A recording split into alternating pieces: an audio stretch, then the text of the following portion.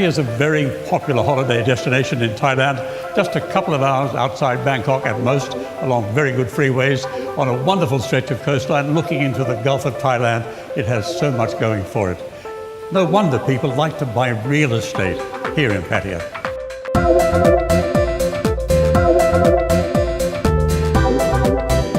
This one is definitely is an icon.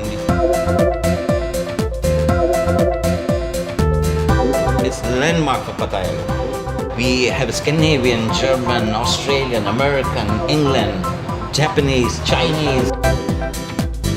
Nobody have this kind of project. And if they have, suppose 2 buildings, they start one and they wait for the second one. Yeah. No, we start together, all 3 buildings finish on the same time.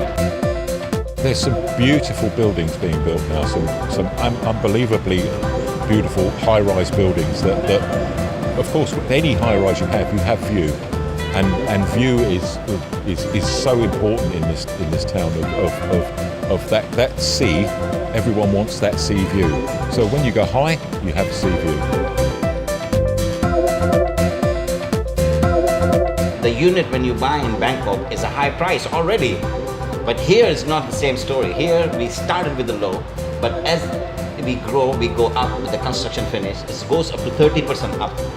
But Bangkok goes only 15 to 18% up.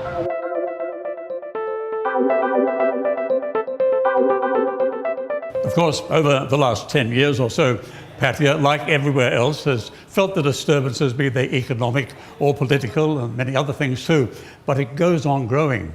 I must say, Pattaya, if nothing else, is resilient. There was the case of the Russian ruble collapse.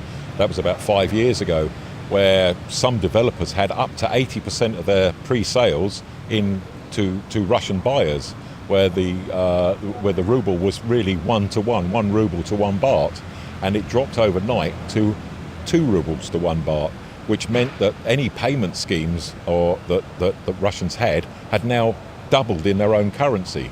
However, it did bring the ability of the Russian to resell their contract, to flip their contract, okay, and make a good profit by returning their currency back to Russia at a higher rate. Amongst the positives, especially from the point of view of foreign investors, is the fact that the government has strengthened the regulations affecting the real estate industry in Thailand. The main thing that's happened and has got better and better in Thailand is the legal position of the buyer. Now the legal position of the buyer is that there is the Condominium Act, which enforces rules and regulations on the seller, the developer, to make sure that they produce what they say they're going to produce when they're going to produce it. What, about 2 years at the most? We finish it 2 years. We give a time to the customer about 3 to 3.5 years. But we have a good construction people. We finish this project within 2 years. Still we have 1 more year. People cannot complain that we're not finished, you know. You see all our projects. One's finished and the second one start. Same like Olympus now finished and we start Marina. When we finish this one, City Garden Tower, we start Olympus. So if you calculate, it's every other year or other project, we start 1 project. The developers that are left now are the strong developers, the ones that were able to ride the storm. They weren't relying on customer payments to build their buildings. They struggled for a while, but replaced the market with fresh customers.